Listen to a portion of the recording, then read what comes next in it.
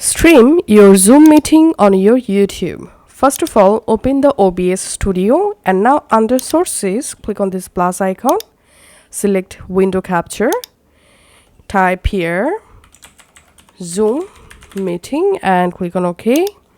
Now click on this window drop down and select your Zoom meeting window and click on OK. And here, as you can see, my Zoom meeting window successfully added. If you want to add your input audio, then click on this plus icon, select audio input capture and select here your current microphone. And if you want to stream Zoom with your Zoom audio, then again click on this plus icon, select audio output capture, OK, and select your output device and click on OK. Once you successfully added all of them, now click on settings. Here select stream.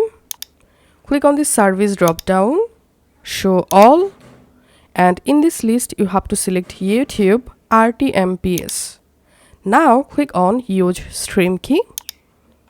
Now go to your YouTube, click on create, go live.